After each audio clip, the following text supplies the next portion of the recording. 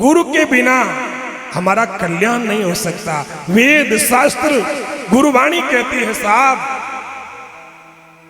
चाहे कितना भी साधन करें, कितनी भी तपस्या करें, कल्याण का दायित्व केवल सदगुरु को सौंपा गया है। गुरु बिना भवनिधि तरह ही ना कोई, जो बिरंची शंकर सम होई, चाहे ब्रह्मा शिव भी क्यों न हो, कल्याण करने का दायित्व केवल सदगुरु का होता है, केवल सदगुरु का। आप लोग कहो कि महाराज हम तो राम राम कर रहे हैं, प्रसंग पे ध्यान देना। एक नगर में एक राजा थे, नगर में एक राजा थे जिनके महल में एक तोता पाल रखा था, और राजा नित्य एक ब्राह्मण से कथा सुनते थे। ब्राह्मण देवता राजा के महल में कथा सुनाने के लिए जाते थे, और राजा स्वयं कथा सुनते थे। महारानी साहिबा कथा सुनती थी, राजा के सेवक मंत्री संतरी सब लोग कथा सुनते थे। और जैसे नित्य कथा पूरी होती, शाम को आरती होती और कथा पूरी होती, और पूरी होते ही ब्राह्मण देवता कहते थे राम कहो तो बंधन छूटे। प्रसंग पे ध्यान देना। पंडित जी कहते थे राम कहो तो बंधन छूटे, इतने वो तोता कहता पंडित जी झूठे।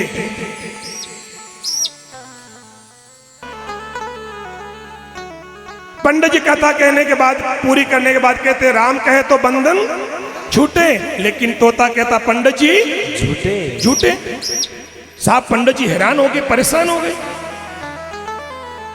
एक दिन वो पंडित जी अपने सदगुरु के पास गए, गुरु के पास जाकर अपना रोना धोना शुरू किया।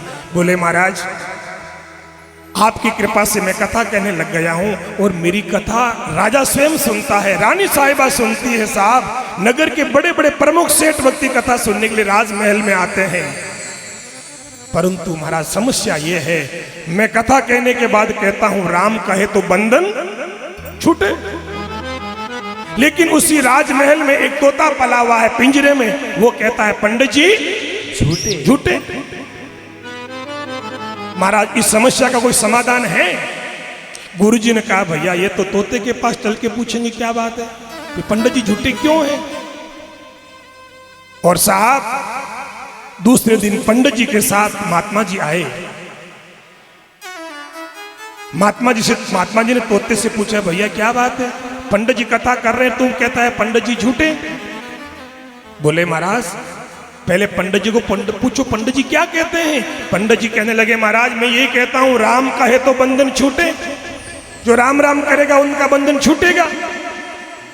मैं कहता हूं राम कहे तो बंधन छूटे, ये तोता कहता पंडित जी झूठे।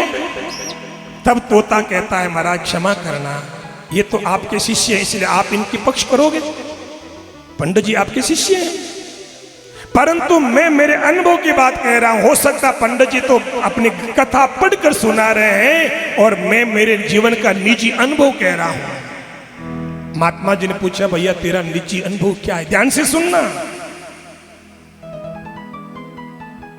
तोता कहने लगा महाराज मैं जंगल में घूम रहा था, आराम से पेड़ों पर चढ़ करके मेरे मीठे फल खाता था, और साहब तोता स्वतंत्र होता जो बड़ा आनंद होता है। तोता स्वयं कहता है तोता हूं मैं तोता हूं, मीठा फल खाता हूं, हरे रंग का होता हूं, चोंच मेरी लाल है, सुंदर मेरी चाल है, बागों में मैं जाता हूं और मीठे मीठे फल खाता हूं। पर महाराज क्या हुआ, एक दिन मैं उड़ता उड़ता एक ऋषि के आश्रम में चला गया।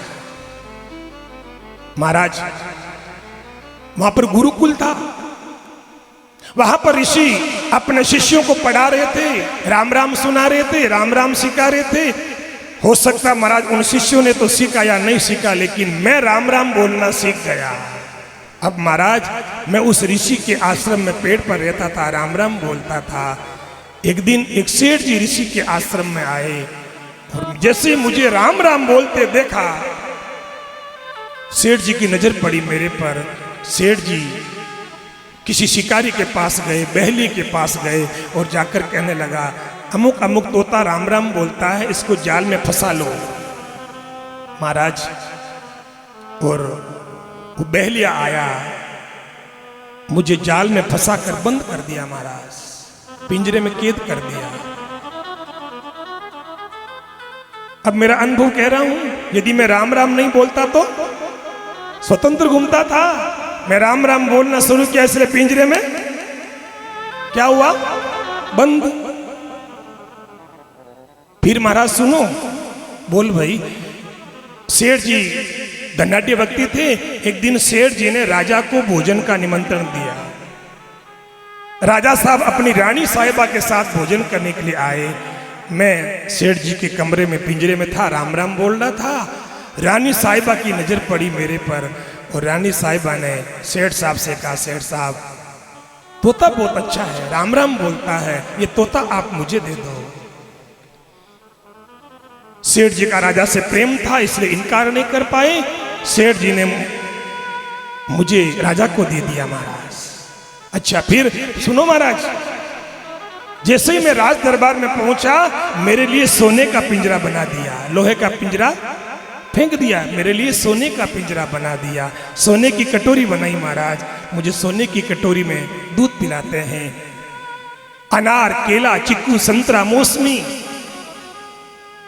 अनेक प्रकार के मुझे फल खिलाते हैं। पर चाहे कितना भी खिलाओ और चाहे पिंजरा सोने का हो चाहे लोहे का, महाराज बंधन तो बंधन होता है। हथकड़ी चाहे सोने की हो चाहे लोहे की हो, बंधन तो बंधन होता है।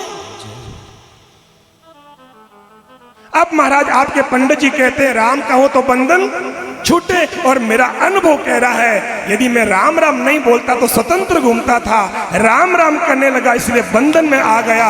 इसीलिए मैं कहता हूं पंडित जी झूठे झूठे।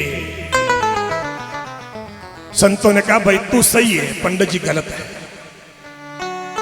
मैं जाऊं? तोते ने कहा महाराज रुको, जाते कहां हो? अब यदि अब आप आ गए हो तो महाराज मेरा बंधन छुड़ा दो। संत जी ने कहा भैया बंधन छोड़ना है तो तू एक काम करो, बंधन छोड़ने के लिए तुम्हें मरना पड़ेगा। संत जी ने इशारा किया, तोता समझ गया। मरने का मतलब क्या है? आत्महत्या नहीं करनी है, पंखे में नहीं लटकना है, मरने की स्थिति बना लो। और साहब इधर से कथा प्रारंभ हुई। तोता कथा सुनता रहा। कथा की शाम की 7 बजी पंडित जी कथा पूरी करने लगे। इतने में राजा साहब का नौकर तोते को दाना डालने के लिए आ रहा था। जैसे तोते ने दूर से नौकर को देखा और तोता पिंजरे के अंदर लुढ़क गया, पंख पसार ली, चोंच बिल्कुल नीचे लटका दी, मरने की स्थिति में हो गया। राजा के नौकर ने राजा साहब से कहा महाराज तोता मर गया। अरे बोले मर गया तो अपनों को क्या बार बार करना है, चीपटे से पकड़कर बाहर फेंक दो।